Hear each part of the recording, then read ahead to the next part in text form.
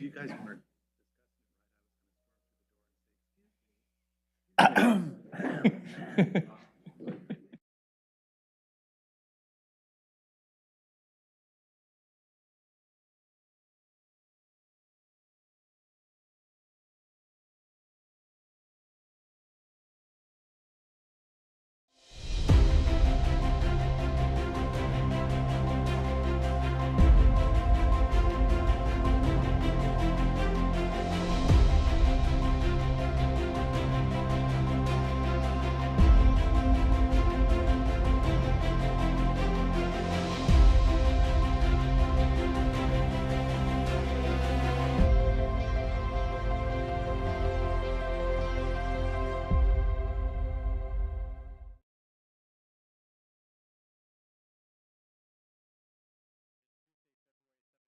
'26 meeting of the Lake Oswego City Council is now called to order. Ms. Hawkins, will you please call the roll? Yes, Mayor Buck. Here. Councillor Corrigan. Here. Councillor Raff. Here. Councillor Afkin. Here. Councillor Maboop. Here. Councillor Wendland. Here. And Councillor Verdict is excused. Thank you very much. Now, everyone, will you please stand, remove your hats, and join us in the pledge? I pledge allegiance to the flag of the United States of America and to the republic for which it stands, one nation, under God, indivisible, with liberty and justice for all. Okay, now is the time on the agenda for public comment. If you are here to provide public comment and have not already done so, please fill out one of the white request to provide public comment forms on the back table and hand it to Ms. Hawkins. But we have a Stephanie Halleck signed up. Good afternoon.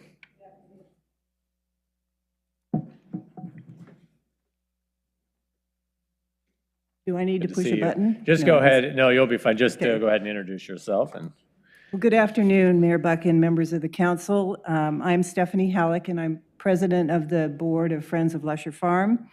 And thank you for your ongoing support of Lusher Farm and for the opportunity to speak to you today as you consider your priorities for 2026.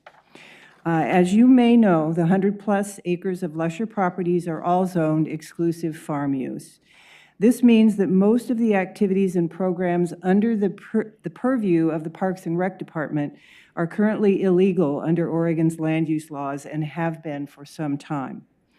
An official complaint was filed in 2022, and the city is now poised to submit a comprehensive plan amendment and zone change application to Clackamas County. Without a fix by Clackamas County, all non-commercial agricultural activities at Lusher must cease. There can be no more summer youth camps, cooking classes, clematis demonstration gardens, community gardens, picnic areas, dog walking, hiking, or mountain biking, etc. In addition, the $1 million of Metro Share money that you worked hard to get to improve access to the farm may be at risk. The Friends of Lusher Farm urges you to direct all resources necessary to support the land use application to Clackamas County and to testify at Clackamas County public hearings. We ask that you make preservation of the activities we all enjoy at Lusher a specific priority in your 2026 Parks and Recreation goal. Thank you for your time, and I'd be happy to answer any questions. thank you very much, Ms. Halleck. We appreciate you being here. Is there anyone else who'd like to provide comment? Okay, and we're going to move to the consent agenda. We have 6 items on the consent agenda. Approval of meeting minutes from November 18th, December 2nd, and December 16th. Ordinance 2971, and we have 3 resolutions, 26-04, 26-07, 26-11, and then a public improvement contract for work order 355. Is there a motion to adopt the consent agenda? Move to adopt the consent agenda. Second. All right, motion been made by Councillor Raff and seconded by Councillor Corrigan. All those in favor say aye. Aye. Any opposed? Okay, that motion passes 6-0. I wanted to say something before we start the meeting. You don't want to, can't wait for council business? It's nothing with the council business, but this is fine. It's just recognizing, Before the. yeah, study before the session. study session, yeah. Okay, before the study I'll session? text you, yeah. Oh, my God. Okay, moving on to council business, we have item 7.1. This is ordinance, approval of ordinance 2964. These are and findings for the home occupation code amendments. This was LU 25-002. Is there a motion to enact ordinance 2964 and adopt findings for LU 25-002?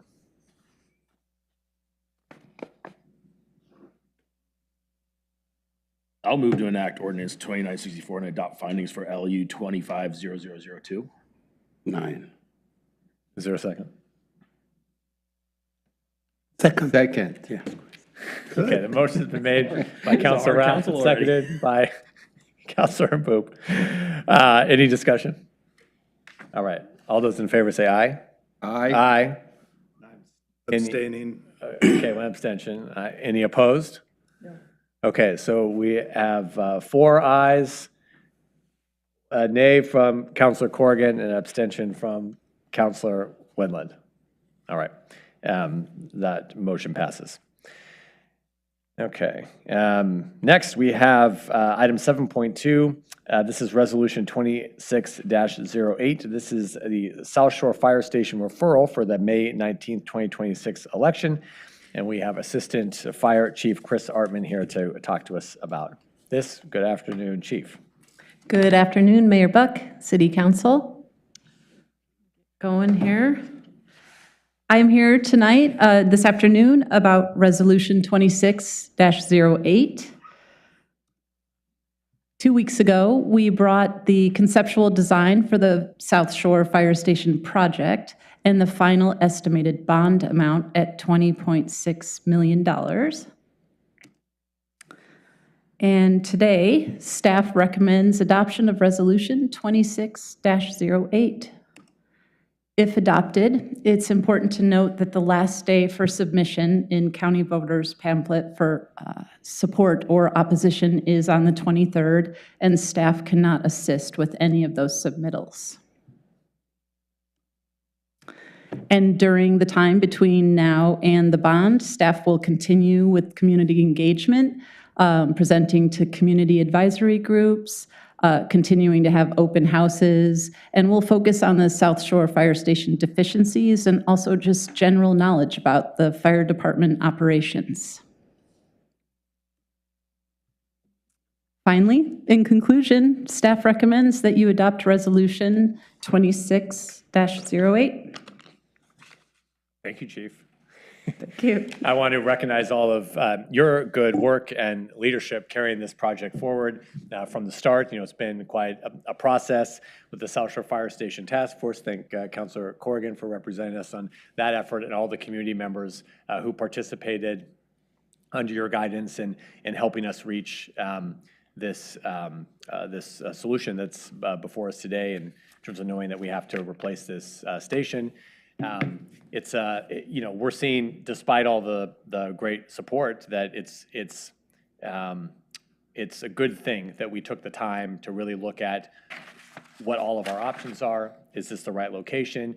Is replacing the station the right action as opposed to remodeling the station or moving the location or simply not even having the station? So I just want to thank you and all the community members who have participated so that we can move this referral to the ballot forward with great confidence, knowing that this is the correct solution, that rebuilding this fire station is the right move for the safety and security of the community, for the welfare of the men and women who work for the fire station, and for the good protection of all the folks in Lake Oswego.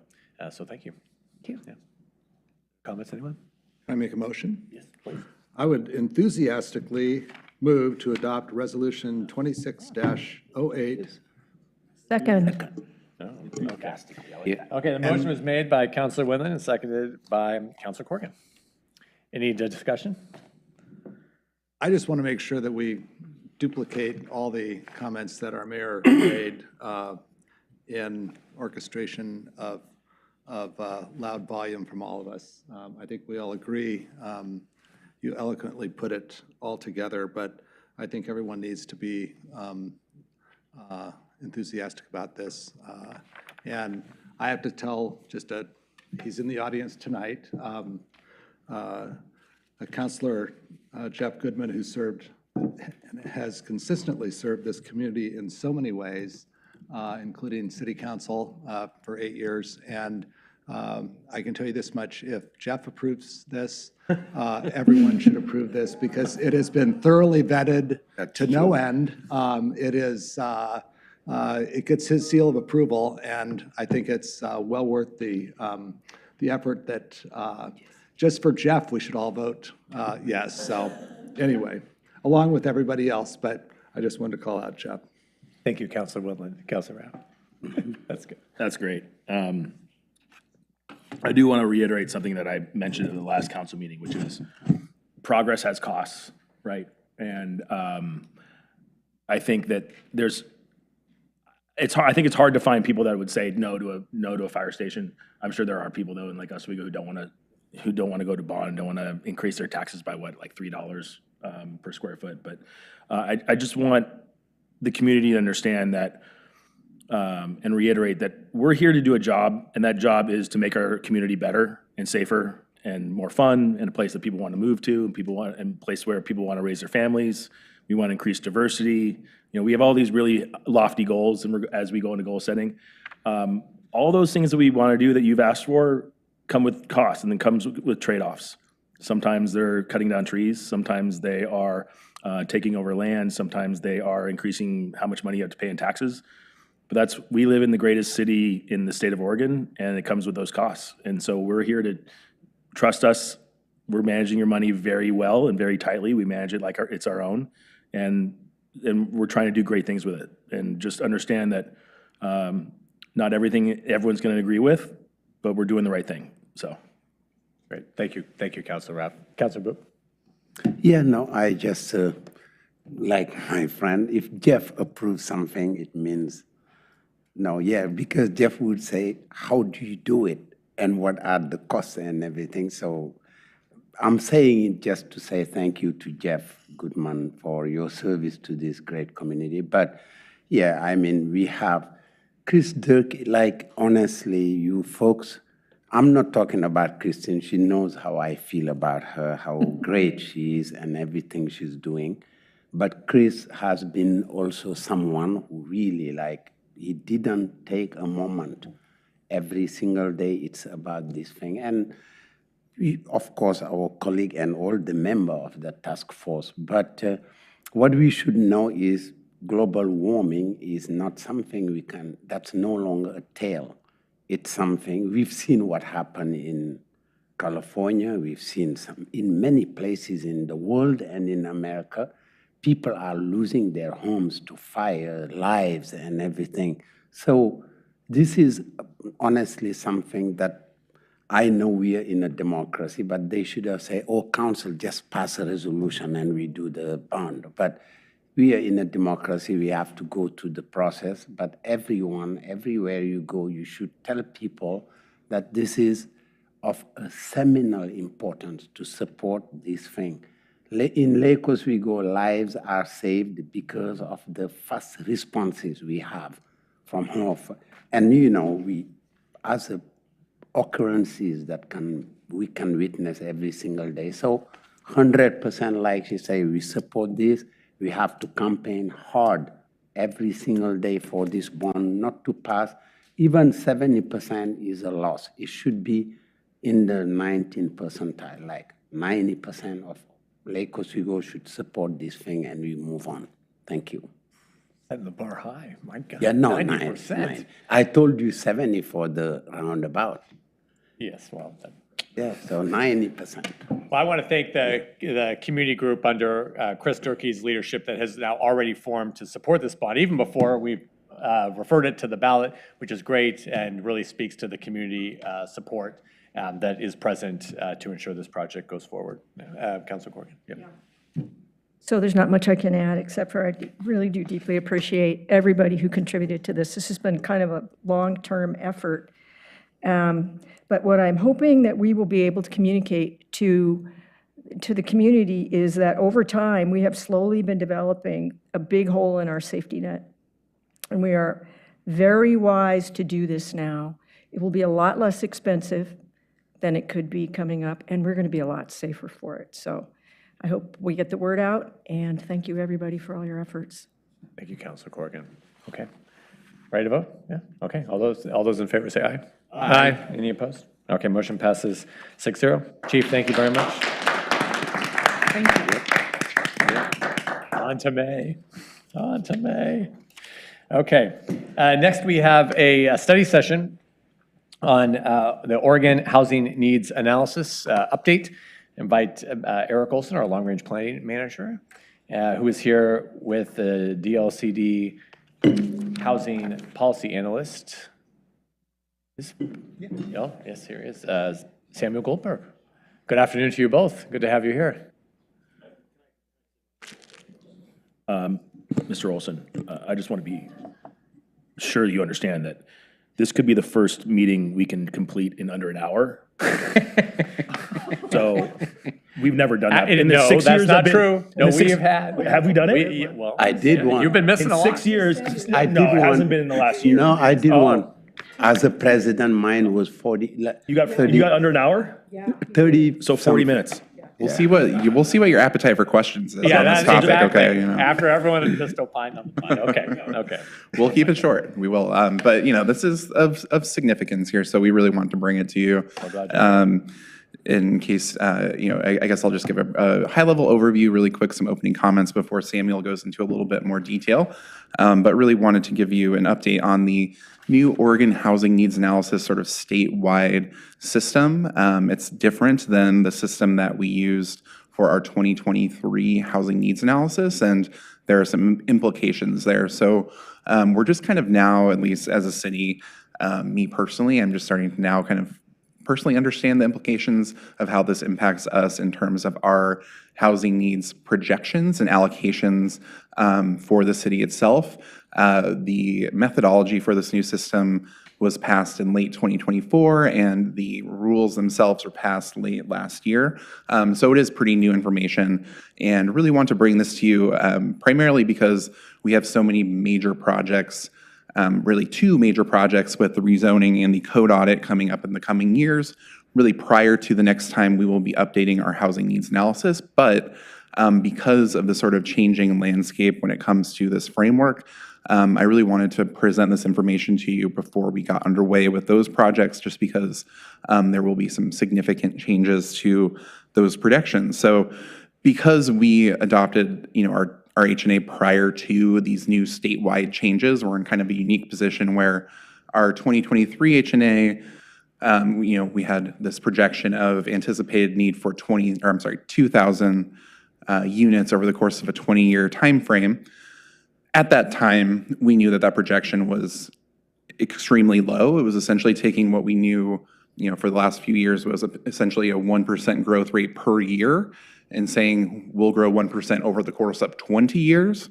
So actually within the H&A, we had a footnote that noted that, hey, this seems quite low. We should take this with a grain of salt, more or less.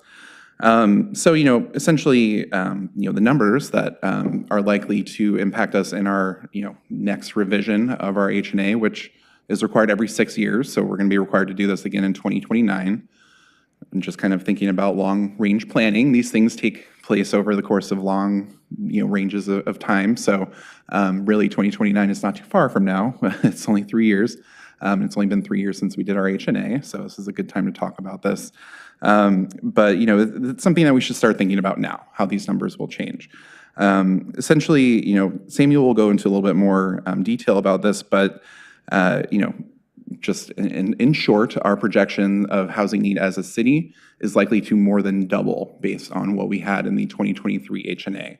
So instead of 2,000 units over the course of 20 years, it's going to look like more like 4,850 units over the course of 20 years. So that's currently kind of what our projection is for 2026. That's something that will be updated and changed on a regular basis with the new framework that the state is putting in place. But that's kind of the high-level overview of how this impacts us. And There are some mechanics as to how, that sort of ended up being the case that Samuel will explain, but that's the sort of big picture for you. Thank you, Eric, and thank you, Mayor and Council. For the record, Samuel Goldberg, Housing Policy Analyst with the Department of Land Conservation and Development, or DLCD. I'm pleased to be here to talk about, give a real high-level overview of the Oregon Housing Needs Analysis, and then get into that allocation and explain why it's so different. So very briefly, what is ONA? It's got 3 stages. Right, so first there is the new statewide methodology for establishing housing need for all cities in the state, particularly cities over 10,000, and in the metro area, cities every 6 years are going to have to take steps to meet those housing needs and also affirmatively further fair housing. Of course, that was the housing production strategy that Lake Oswego adopted in the end of 2024. And from there, there will be several new obligations. So it's a real complex tree of new processes that happen to make sure that every city in the state is meeting their housing needs. And to get to that housing target, there's really 3 agencies involved. That's the Department of Administrative Services. They run the methodology, and they develop those housing production targets. And the inputs to that come from Oregon Housing and Community Services and DLCD. And then OHCS, Oregon Housing and Community Services, are the ones that are responsible for tracking that permitted and produced. So the city now submits permitted and produced data every year, and we can track year by year how close the city is to reaching those goals that are established by the Department of Administrative Services. Okay, so let's get right into how ONA has changed the nature of housing planning in the state. So we now have a calculation of housing needs that accounts for things like underproduction, homelessness, population growth, and second and vacation homes. Prior to this, housing need was developed at a very local basis, and it was very much on that projected population growth figure. It didn't account for underproduction. It didn't account for homelessness. And so you see over a period of time a bigger and bigger gap between what cities think they need on paper and what they actually need. The ONA also establishes these planning processes on a regular timeline now. Previously, there was no regular timeline for cities to adopt a housing needs analysis. And now, as I mentioned, cities in the Portland metro are adopting them every 6 years. Follow-through actions to actually explain what you're going to do to meet those needs. That's the housing production strategy part. Realistic estimates of long-term and near-term residential capacity. So that's a real change to the how we do the housing capacity analysis, which is the new name for housing needs analysis that you'll hear me use. So that's things like what you will find out about in your next planning cycle, the development ready lands process, which is not just how much square footage or acreage do you have to build housing, but what's actually ready to be serviced by utilities, what's easily able, realistically able to be developed in over a certain period of time. And then cities will amend urban growth outside of metro cities will amend urban growth boundaries more smoothly, and there's an urban reserve process for cities to plan for the future. Within metro, nothing is really changed. This is still based on the metro growth report that is done every 6 years. However, these types of deficits are a good factual basis that metro can use to determine residential need. So as you can see through what I've laid out, there's this big process now from the point of allocation all the way to the housing production strategy and housing acceleration, which is a new process to make sure that cities are staying on track with the actions that they've committed to in the housing production process.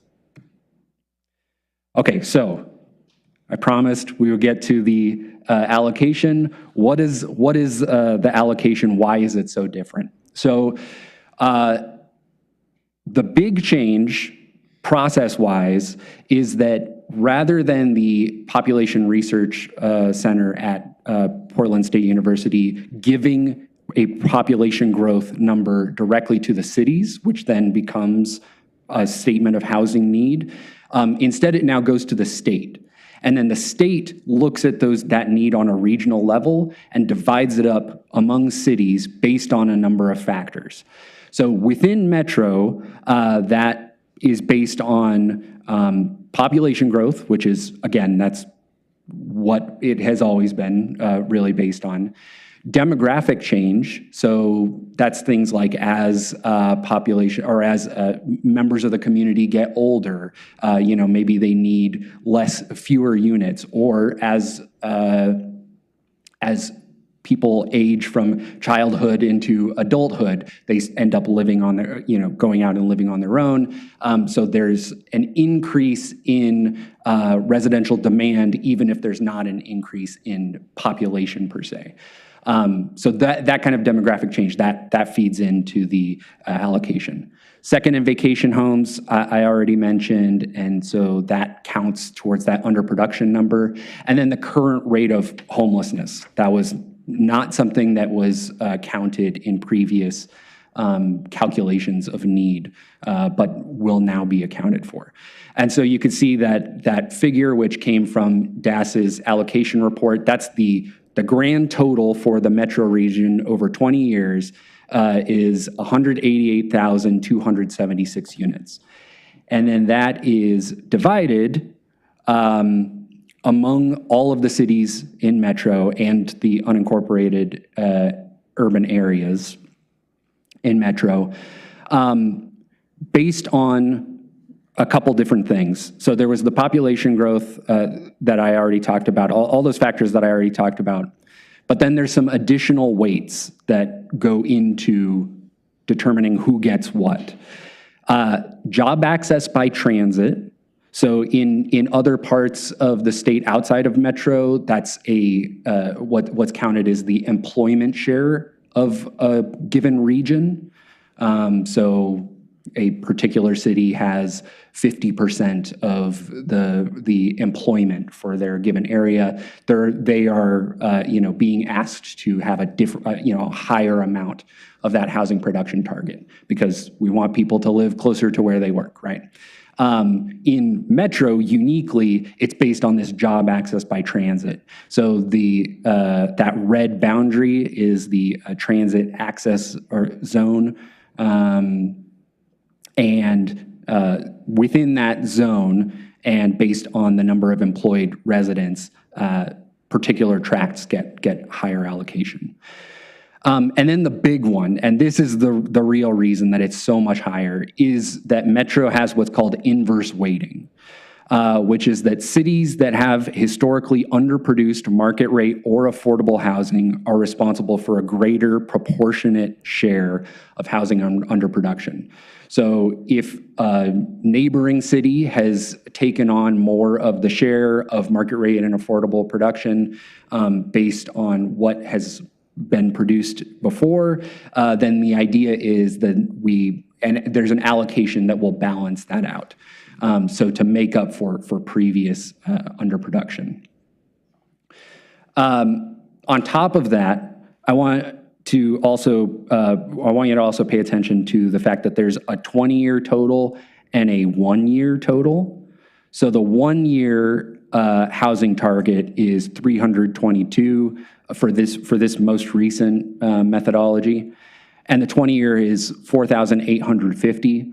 If you divided 4,850 by 20, it would be, I think it's like 244. And so the reason for that discrepancy is that we were directed by the governor's office to weight underproduction, to basically front load underproduction on the beginning of that, or, early on in that 20-year cycle. So the 1-year target goes down progressively throughout the 20 years as the underproduction is made up for. And then Do you want questions now or at the end?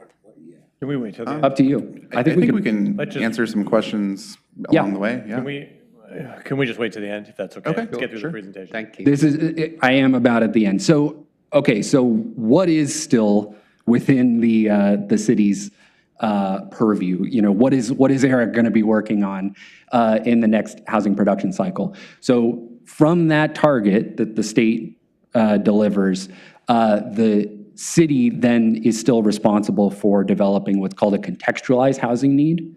And so they will dig deeper into those numbers, talk to the community, doing community engagement, and figure out, what more can we dig into this? How does this translate into types and characteristics of housing, and what's actually needed and where?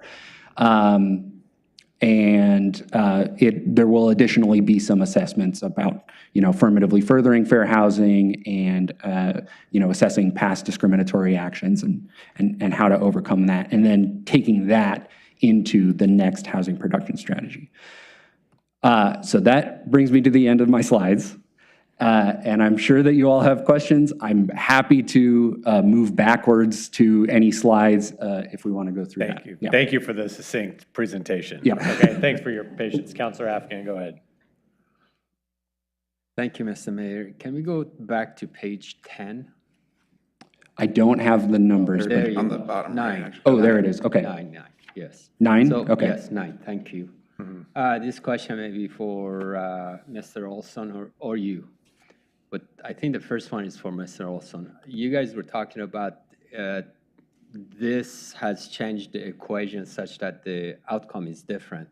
I don't remember the outcome from the previous studies we have done. Here it says 4,850 in 20 years. What was our number previously? So our previous number, again, it was based on a very different projection over 20 years in terms of population growth. But our previous, or honestly, it's under our current housing needs analysis, is about 2,000. So it's 1,968. And again, that was based on a projection that we would grow within 20 years the same amount that we were at that time growing within just 1 year. So at that time, we said, hey, this doesn't seem right. And that's what we heard from you at City Council, the Planning Commission, the public. I mean, we heard that from a lot of different places at that time. So in a lot of ways, this reflects a lot more of what we understand to be the context of housing need within the city. Thank you. If that makes sense. Next question. When we say first year, when does the clock start? Good. I think this is based on a dashboard that's going to be Yeah. updated on a yearly basis.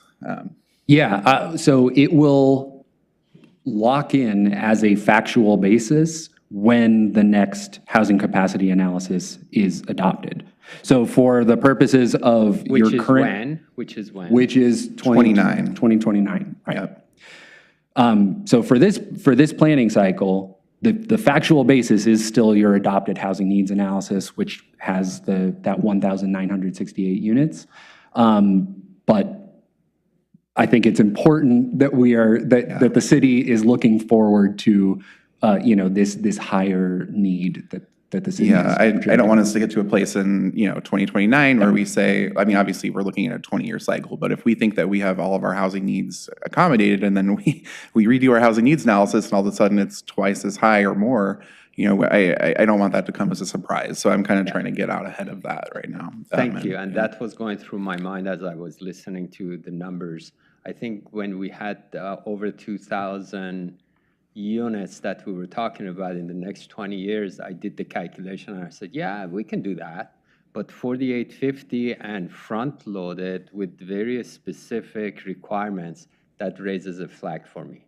So it may be 2029, but the first year being front-loaded, I think we need to start planning right now. 2029 is when we need to adopt this as a target, right? So it's really that we would adopt, we would construct those units, if that were the case. Again, if this 4850 remains the case, which it won't, I think it'll go down because we will produce more housing by then.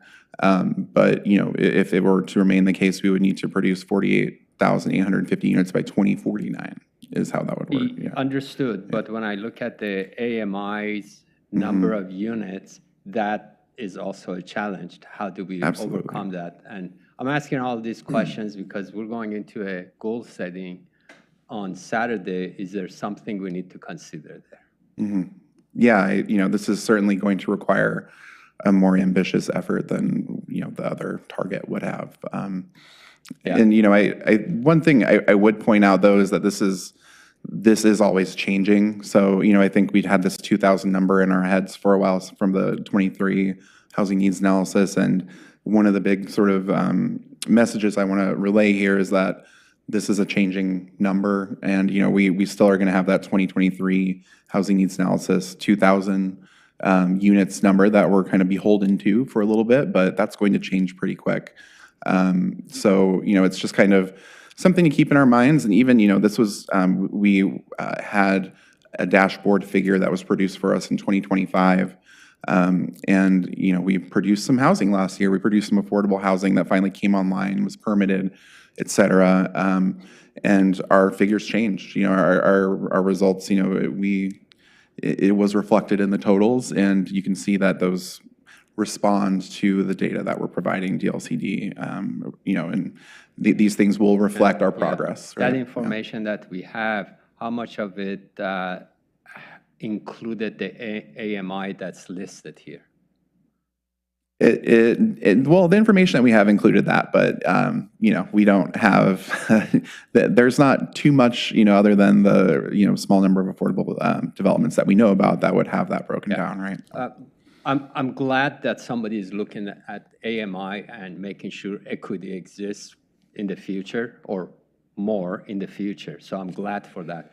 But I think it also raised the bar, and now we have a bigger challenge to solve.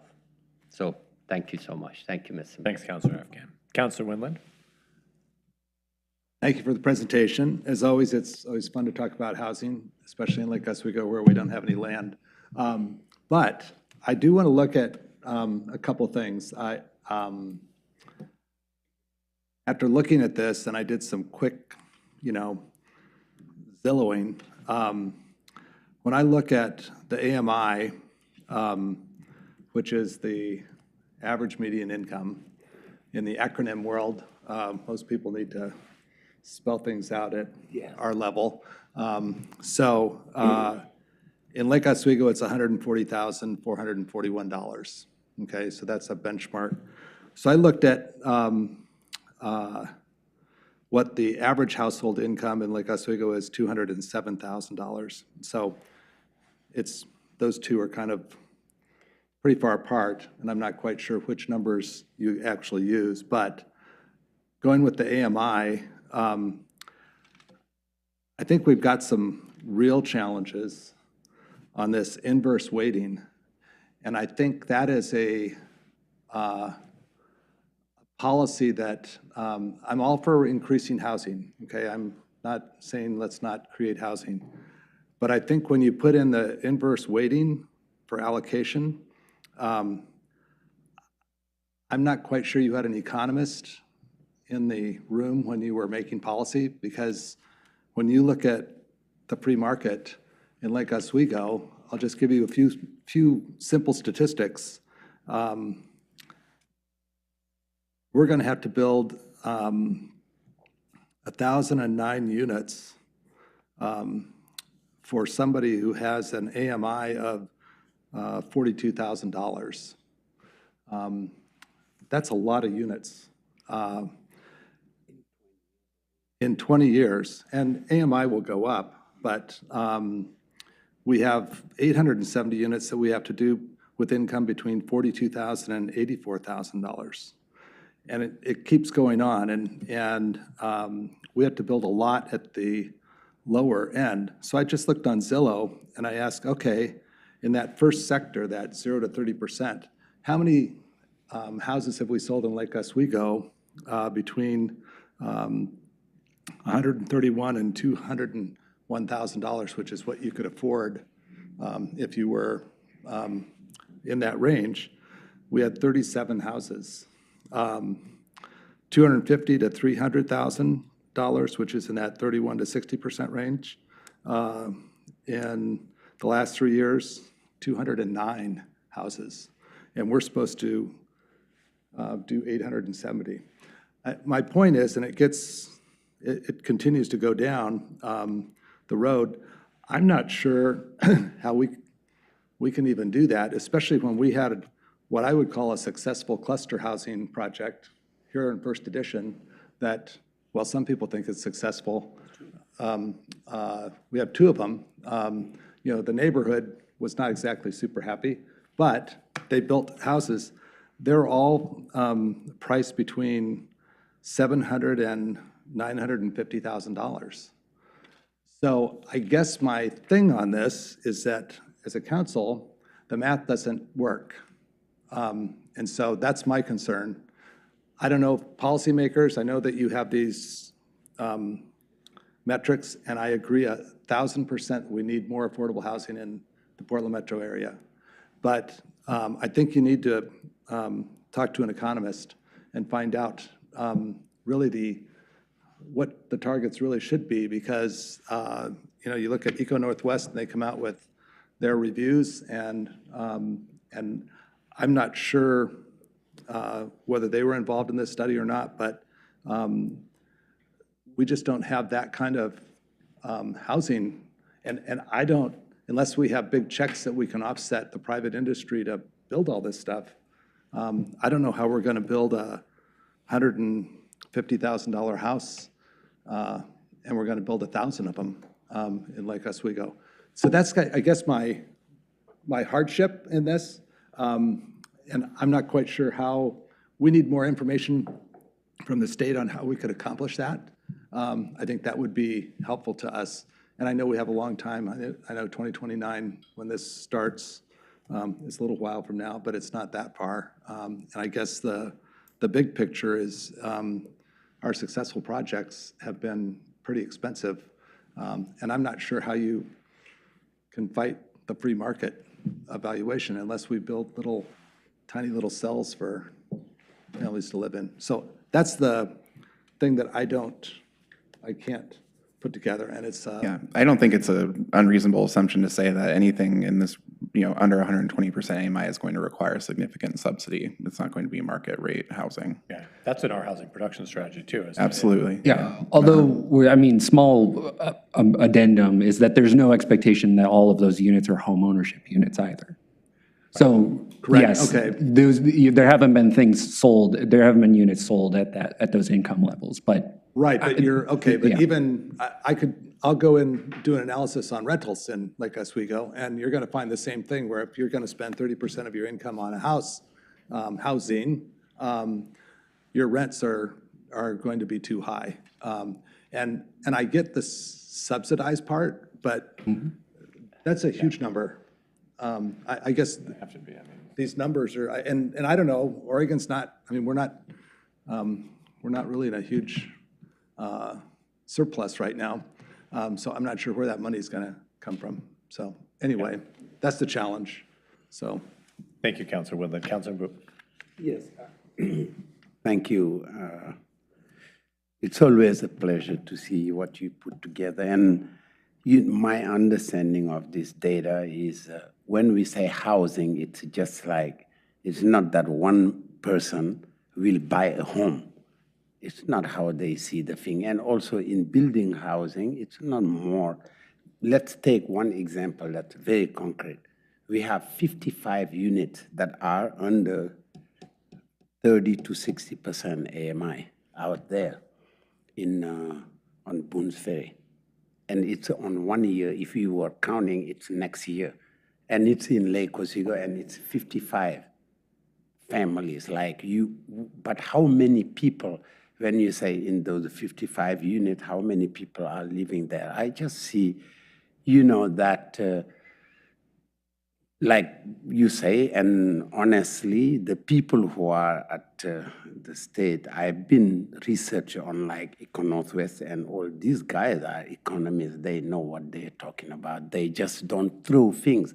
No one expect a $200,000 unit in Lake Oswego. It's not possible. We live here. We all know how much we bought our home, and we bought them a long time ago. Now you check. So, but the question that some constituent has some constituent have this question that, are we overproduction? And in their thing, they think we are pushing the agenda, like we are in New York, that even the 400 units that we think of, the 12-acre land, it's too much. You cannot do that. We are already past. And that's where I wanted Eric to, shed some light, because I don't share those views, but these are views that some of our constituents say that, oh no, we think Lake Oswego is good for the next 20 years even, with what we built, which I think is not true. And also that we have to understand that the housing production strategy is not for low incomes. That's not what the governor is thinking, that when we produce homes in Lake Oswego, it's not for low income. No one. The things, even the clusters we are building there, it's not for low income. No one on the 30% AMI can afford what is built there. None of them. No. But that's why I think we should understand the housing production strategy in a way that they want to build homes, but how much it will cost. But when we build those homes also, we have, for the sake of equity, for the sake of, social justice, that we have some homes for those who cannot afford them. And that's what we've been building in Lake Oswego, and it hasn't caused a problem. We have 100 units that are already occupied in there, like Marylhurst, and we'll have 55 and 27 on the other side of the road, not far from our homes. And those are, it's what is fair in a society. We just cannot have a society where some places don't there's an underproduction of things. We just clutch, or we're not touching the urban growth boundary, and we're not building homes. It's just not possible. That's we have to build these homes.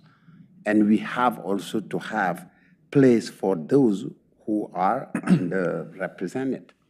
And I think that's the main philosophy that's in this. That's what I think. But I just want that answer that people say, that there's no use building the 400 units because we are over the limit of what House Bill 2003 was asking.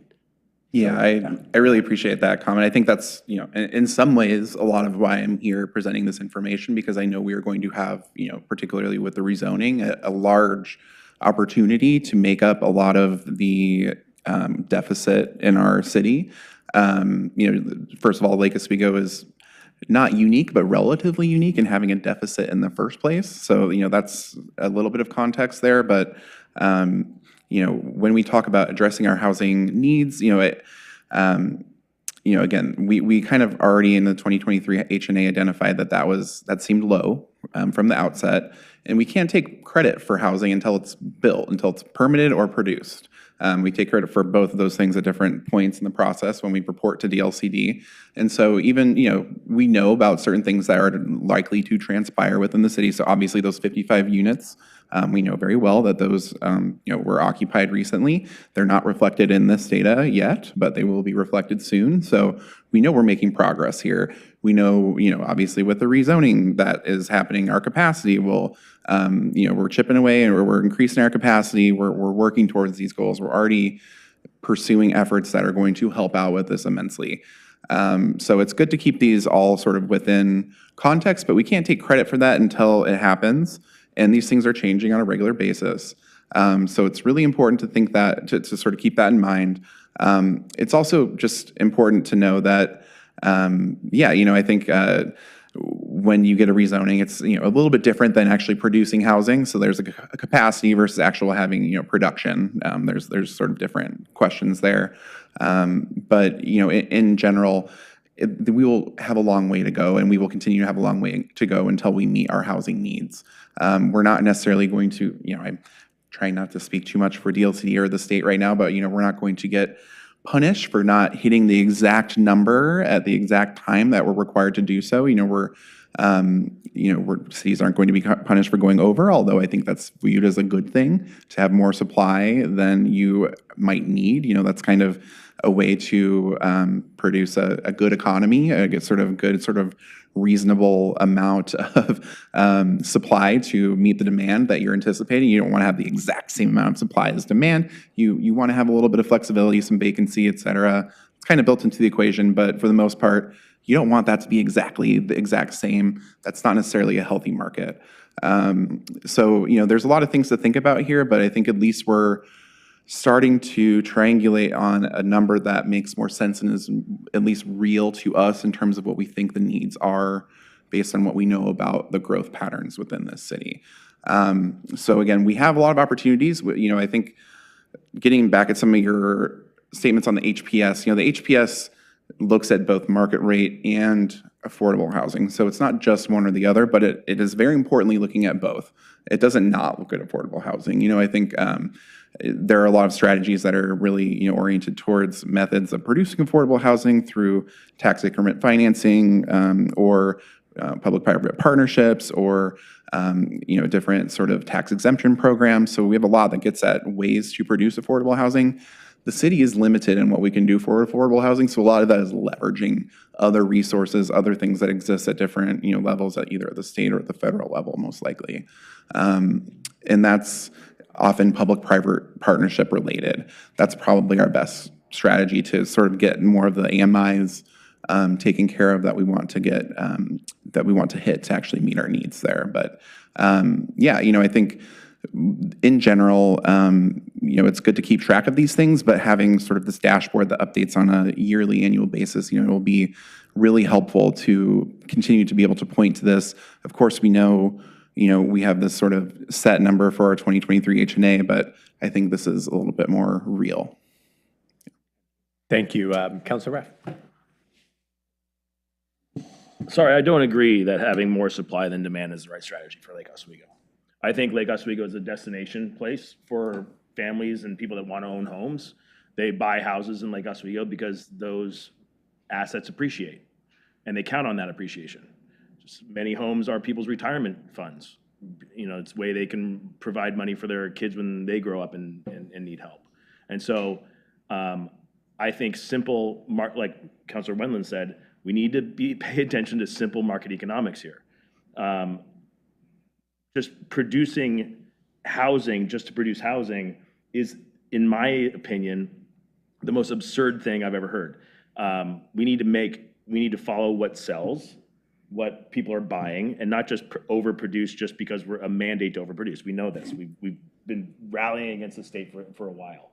I have a problem with the inverse weighting like Councilor Wendland did. It doesn't make sense to me, and maybe I'm hearing it wrong, but to compare neighboring cities like Lake Oswego and Tiger, maybe Tiger's the wrong one, Tiger, but maybe Westland, to Portland, and which has so much more land, but we're held to the standard of why didn't we produce as much housing as Portland did? I mean, I'm hoping that there are other factors involved in that inverse weighting that we're not hearing, because that just seems inane to me.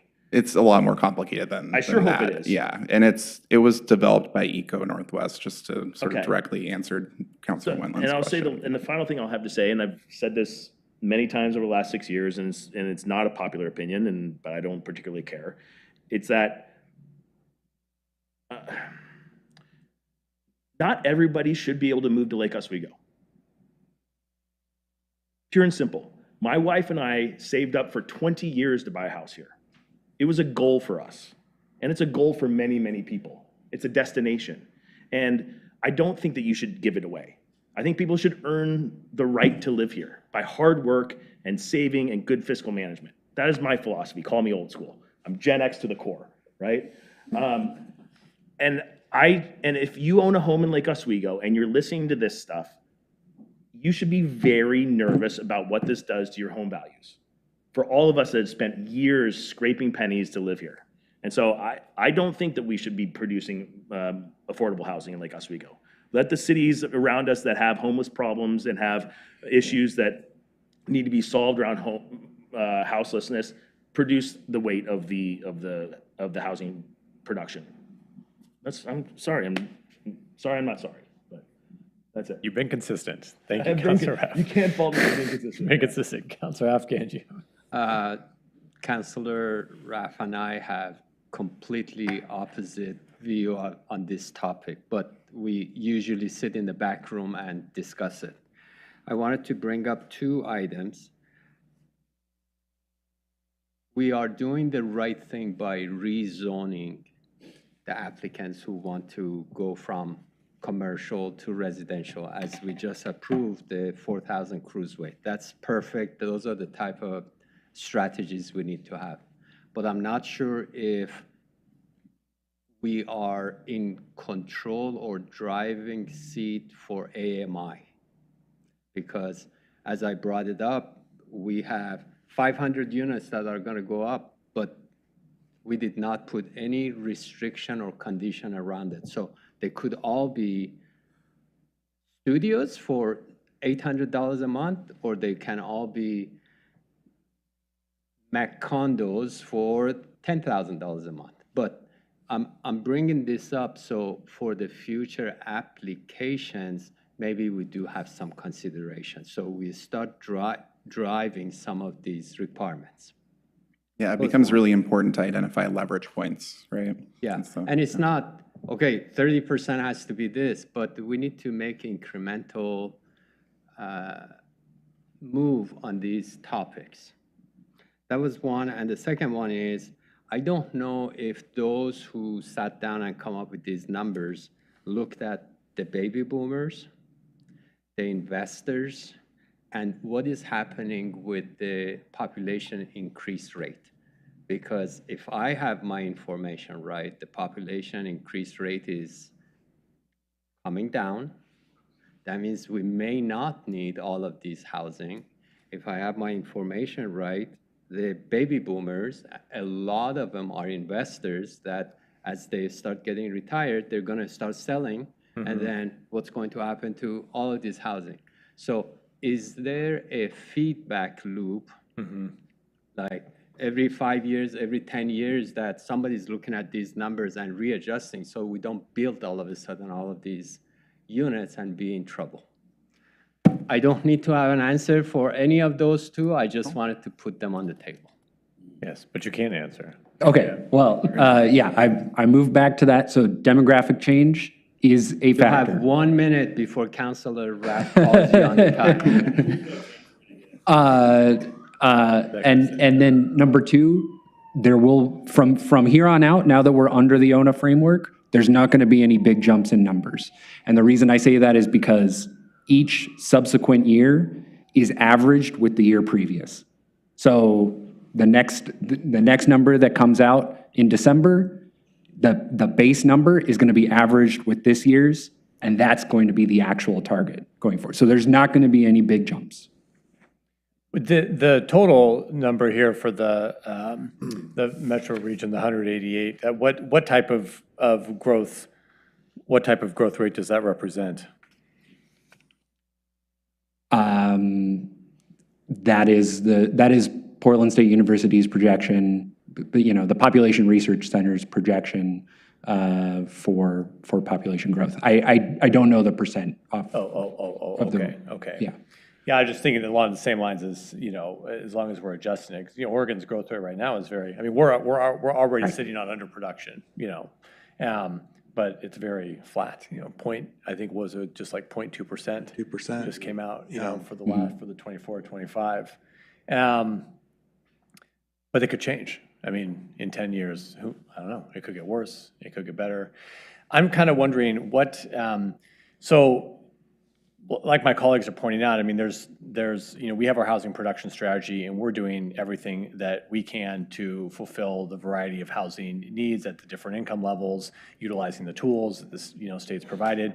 But then at the same time, there's things kind of outside of our control as well. And I want to see if you have any comments or perspective on the bigger picture. One, how does this information, how are UGB decisions being decisions in? Here we're in the third plus year of this housing crisis.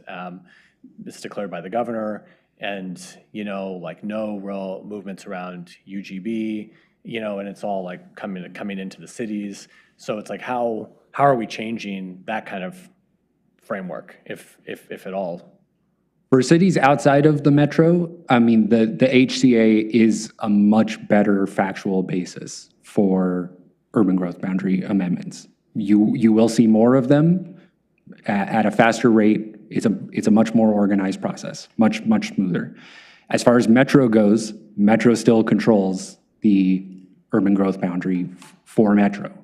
And as I mentioned, deficits in capacity that are identified by cities will feed into Metro's urban growth boundary decision. Of course, there was the recent amendment in Sherwood, which was a substantial one for relatively speaking. But ultimately, Metro controls the growth boundary. Right.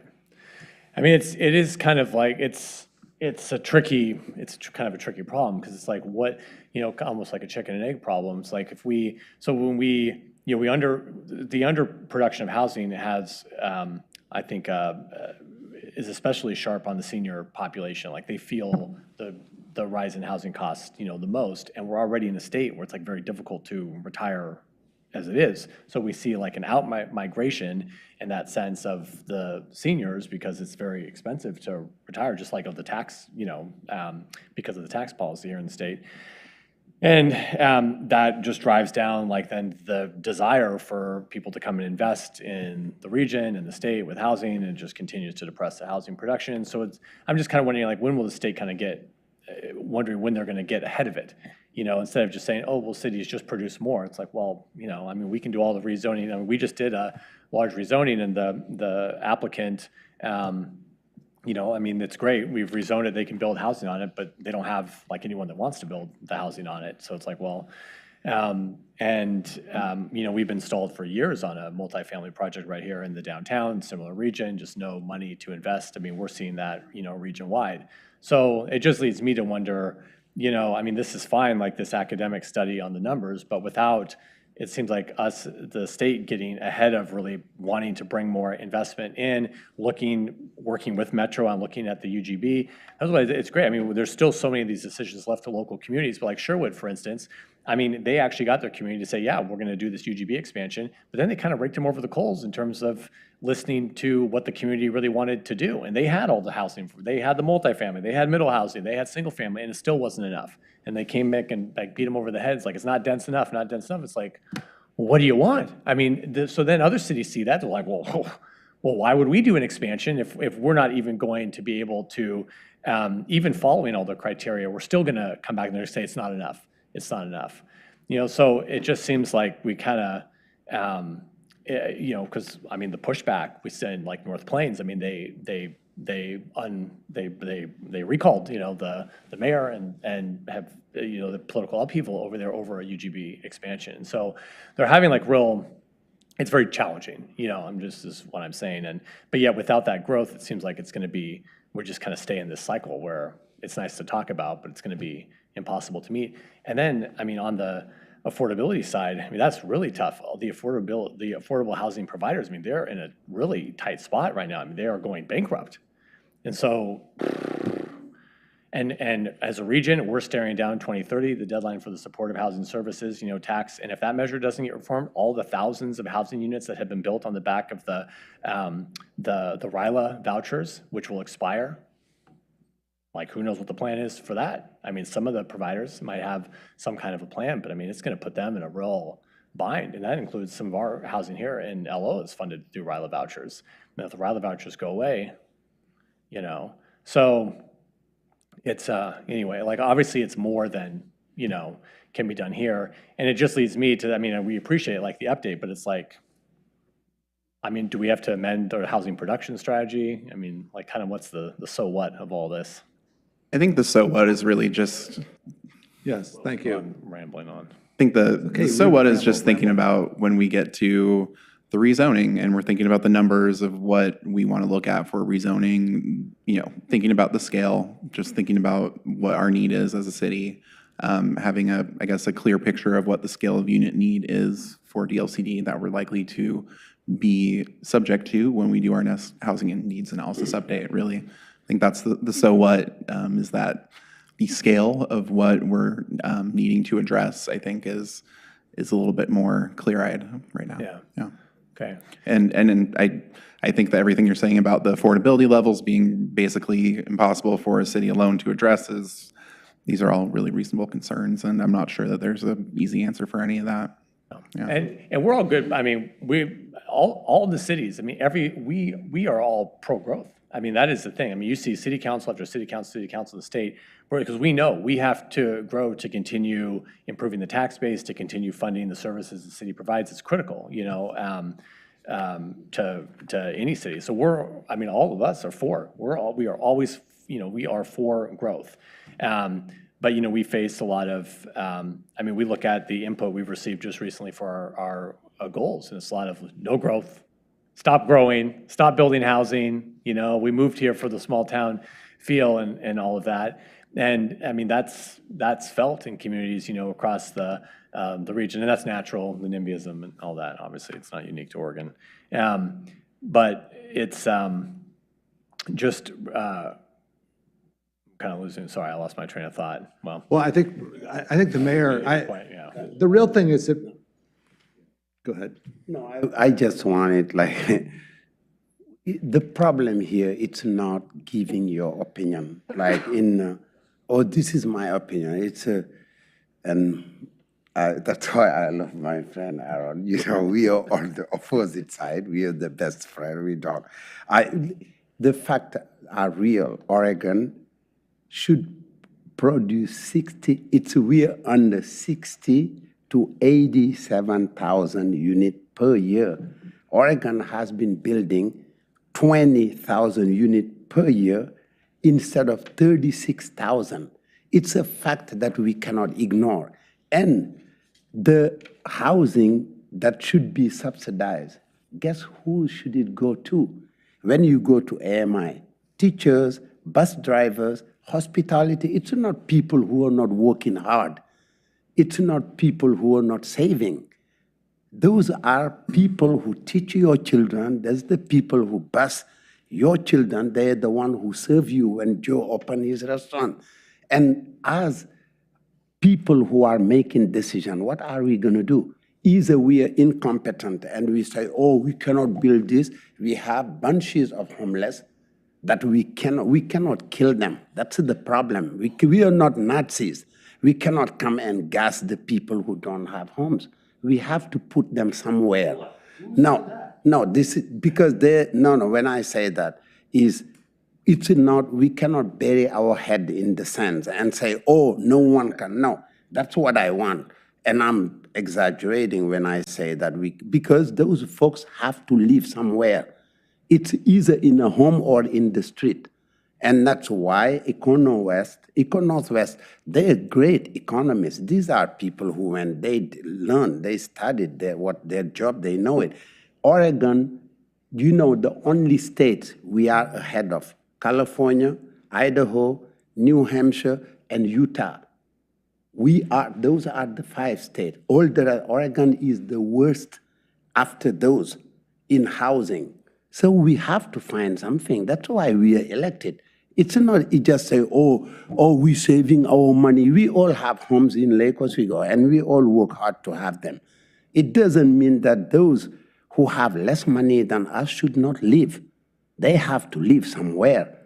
We cannot this is a debate that's not we can avoid. That's why the house production strategy is important. That's why these folks they're just saying, guys, this is what we have. And we know it's not easy. You just cannot come in Lake Oswego and say, hey, I'm building 500 units for people who own 40,000 a year. It's not, they won't even be able to live here. You're not giving them the possibility to live. But we have to build those units. The 36,000 units a year Oregon should build, instead of the 20 we are building, it has to happen. If it doesn't happen, we are in situation that we cannot do. And that's why I agree. What you do, it's like, here it is. Once you know a problem, you start having tools to fix it. And that's why we have these house production strategies. Well, and you know, Councilman Booth, something you said before, I mean, just to be aware, I mean, some are kind of weaponizing the ONA by saying, well, it's the cap, you know, and I know you heard that in the comments earlier. So just as an FYI, I mean, we were producing like we were doing the production stuff, and now you put the number to it, and people now, they're kind of honed in on the number. And I don't know if that's exactly the best strategy either. Now, if the numbers are high enough, you're never gonna, but that's just kind of feeding the NIMBYism a little bit, you know? So just as a FYI, because we're trying to say, hey, no, this is just like a general thing. It isn't like you can only hit, then stop producing, you know? Yeah. But that's how it's kind of being used by some in the community. I appreciate the feedback, and I think that's why Eric invited me here to speak today. Yes. Yes. We get it, like we weren't gonna stop it. I mean, we're either, you know, we can only do so much, that we need the market that actually does the building, you know, to come in. And if they're willing to come in and it's such a great place to be, and the demand is there, then they'll build, you know, they'll build. And we're certainly not going to stop them because of the HNA. But it is just, it might be good to, you know, we probably have this in the plan, but I think this is more for us, like to help our community understand these are guidelines, you know, they're not firm. I think that's where they see the regulation and it seems like it's hard and fast. And it's like, well, we don't want it to be hard. You don't want it to be hard and fast because we want communities to produce, even if they're going above their production targets. And we certainly don't want the owner to be weaponized as a excuse to not build housing. That would be crazy. Yeah. Ed, did you have a council? I just would wrap it up and say, great discussion.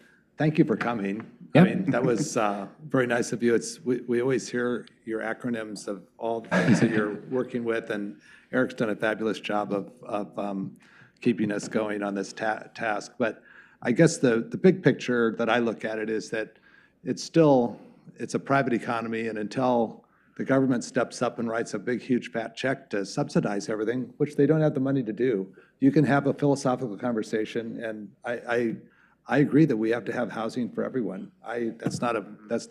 But the reality is that it costs too damn much money to build a house in Oregon. And you look at our competition with our other states that we are competing against, that are going to, there's less regulation, and they've never heard of an urban growth boundary. They build, and when you can, we know friends that are leaving, and you know they can go to Texas and buy a similar house for a third of the cost, or for 40% of the cost, and have a job that's paying 10 or 15% more than what they're making here. So it's economics, folks. I mean, it's real, and the income tax part and things like that. So I mean, yes, there's give and take on all these issues, and I think the big picture is that there is not going to be a big checkbook writer that's going to give us billions of dollars to build subsidized housing. I mean, so I think we need to be smart about, you know, and I have to say this inverse weighting thing, I think that's a nice concept, but I just think that's something that is going to be very difficult in a free market where we don't have subsidies to accomplish in this town. And that's just that's the reality of the math. And I guess that's what, I get it. I get what, you know, philosophically what you're trying to do, but in reality, and as a policymaker, I mean, I have a business, I've been in business for a long time, I'm a problem solver, and I try to make things work. My thing is that it is a philosophical goal that we have. We don't really have, I think we need the follow-up paper to say, here's 10 things that you as a city can do to make this happen. And then we would have to evaluate and say, is this going to be right for our community? Because at the end of the day, we do represent the people in Lake Oswego. We don't represent the people from Salem. And so we want our community to be our community. And I think we'll work at doing housing production because we do need it. It's self-serving for us to do that. But we need to do it somewhat in our flavor, our way, in order to accomplish some of that. And that's the delicate balance that I think is difficult. So That's why we have our housing production strategy that is put together by our community. Yeah, just really quick before we completely wrap up, I just want to point out, this comparison of other cities, adjacent cities, the sort of inverse weighting, et cetera. I also have concerns about that. It's not completely sort of clear exactly how that's going to play out, but I have been surprised that has actually turned out in our favor so far. Like we're doing production here in the city. We are producing housing, and we are able to take credit for it in the way that sort of calculation has worked out so far. So I will point out that when we say I think underproduction, that's not really when you look at maybe some other cities like Oregon City or some other places like in a year-by-year basis, like we might actually be performing well, and I think that will be reflected in these too. So. And I also think expectations for each individual jurisdiction, they don't have the resources either, right? So I think, it's going to be very difficult for any of these smaller jurisdictions to be able to actually hit these AMI targets, and we'll be judged against those cities as well, and there'll be somewhat of a level playing field there. Thank you for those comments, Mr. Olson, and thank you, Mr. Goldberg, for taking the time to be here. We appreciate the engagement with you and the information. Thank you. Thank you both very much. Okay, information from council. Councilor Boo? No, I just thank you, folks, and I wanted to acknowledge something. It's Black History Month, 100th anniversary of Black History Month, and we lost a big icon of the civil rights movement, Jesse Jackson, who built the Rainbow Coalition, and who would be happy that a city like us is talking about housing, because that's what he fought for in spite of his shortcomings in his life, that he always recognized when he made mistakes, whether spiritual ones or... So it's very important that people like that, because I think I met Jesse Jackson when I was in college in Senegal, and that's why he really, and Ron Brown also, the former Secretary of Commerce of Clinton, who died in a plane. They sat with me, we discussed, I was representing the student. And today when I heard that he died at 84, I just said it's very well. We are having city council, it's Black History Month. I have to acknowledge, and recognize that man, or what he did for the underserved population, black, white. The Rainbow Coalition was for everyone that he created. And I think he's one of the people who made Barack Obama president, that made me sit here, and many other things that those people do. So it's important to recognize him. And I just say, I have to say that. Thank you for doing that. And also to respond to other people, we are the greatest council I have ever worked with the diversity of point of view. When we get into this room, it's like we never talked about all these things, and we know them time. We are like, I am at the left of Aaron, very clear on many subjects. But we are friends, we'll go get a beer or coffee and stuff. So just like to say that, and that I'm very happy to work here. In Black History Month, I celebrate myself. And I'm saying that I was awarded the Educational Excellence Award by the Rotary Club of Lake Oswego, and I will get the things on March 10th. And yeah, Congratulations. Thanks, Councilor. all in Black History Month. That's great. Yeah, good. Thank you very much. Councilor Corrigan? Yeah, I just have a quick report. I was at the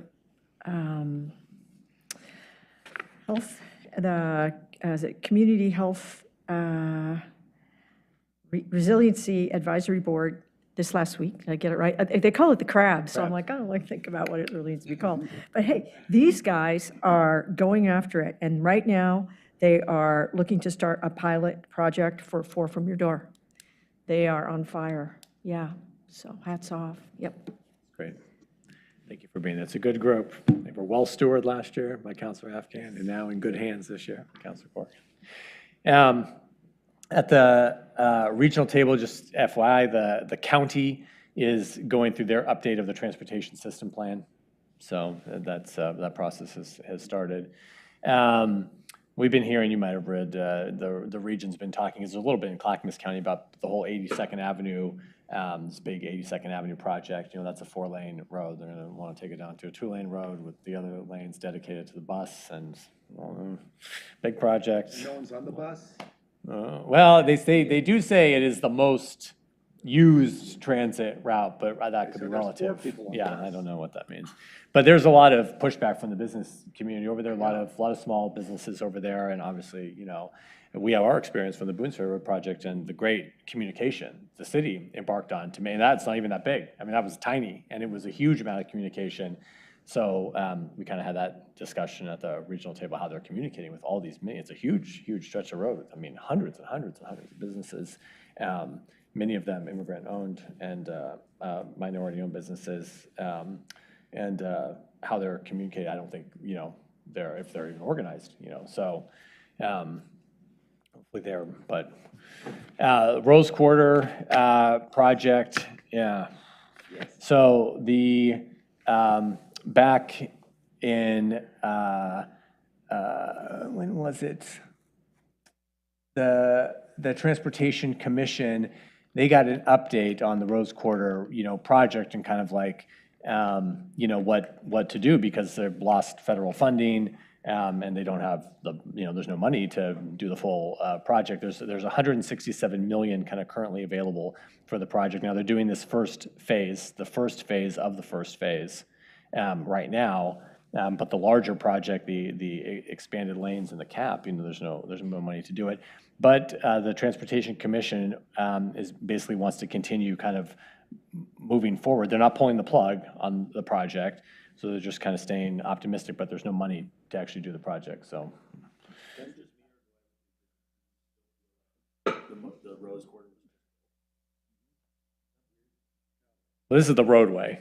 You know, Yes, you're talking now about yeah. Well, I know, yeah, for those of us that have been here, I know, it does feel like it was just, I know. Well, I don't know, we haven't talked about that, yeah, we're just talking about the transportation. So the Transportation Commission has acknowledged the severity of the financial challenge, including the gaps in the federal funding, but instead of canceling it, they just kind of reaffirmed their commitment to keep it alive. They've asked ODOT to refine a roadmap for future steps. And then ODOT's also putting together a capital investment plan. It's going to identify planned investments over a 10-year period that the agency anticipates funding. I guess they didn't have that before. Hard to imagine, but maybe it's not hard to imagine. So that's kind of what's been going on. Councilor Mbupa and I attended the Youth Leadership Council the other week. We were out at the LORAC. They got a kind of behind-the-scenes tour of the LORAC out there. It was also good. We were there in the evening. I know many of us go to the LORAC, but it was nice to see all the swim teams were there. The people were working out. The people were taking classes. There was one person hitting balls at the range. So yeah, if you want to hit the balls, there's no one out there. It was great. And they have the heaters, yeah. And you can hit driver. Yes, you can hit all the clubs. It was very nice. Lots of good use. There was a lot of kids in the pool, and then that closed while we were having the meeting, and then it was just the teams practicing. It is. It's really nice. Everything's very nice. And we pitched what a great, actually, some of the Youth Leadership Council members already work at the LORAC, and we pitched what a great job it is to be a lifeguard. Good, yeah.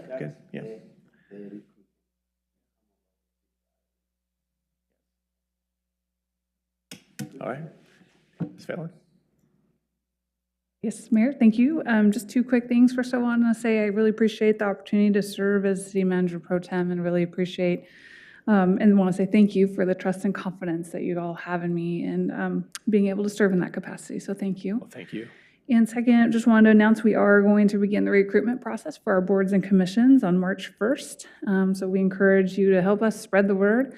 You all know great people who also know great people who can serve in a capacity by which to advise council on the various variety of different things we have boards and commissions for. Community members are welcome to apply for any open positions between March 1st and April 5th. And Laura will reach out to you next week to schedule interview block times. We're planning to do those between April 27th through May 1st, so you'll get communication from her. And then lastly, for anyone who's watching, we have our council goal setting this Saturday.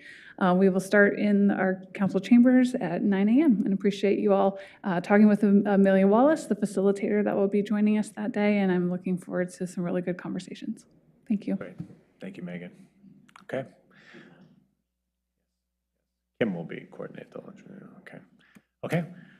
With that, we are now going to move into executive session, and I will ask Ms. Tatoyan to read the statutory basis for this executive session, please. The Lake Oswego City Council will now meet in executive session under ORS 192-660 sub 2 sub H to consult with an attorney regarding legal rights and duties of a public body with regard to current litigation or litigation likely to be filed, and subsection F to consider records that are exempt by law from public inspection. Representatives of the news media and designated staff shall be allowed to attend the executive session. All our other members of the audience are asked to leave the room. Representatives of the news media are specifically directed not to report on any deliberations during the executive session except to state the general subject of the session as previously announced. No final decisions will be made in executive session. At the end of the executive session, we will adjourn the meeting. Thanks, Ms. Tatoyan. Okay, yes, as she stated, this will conclude the broadcast portion of the meeting. We are going to recess, and then we will reconvene in the side room.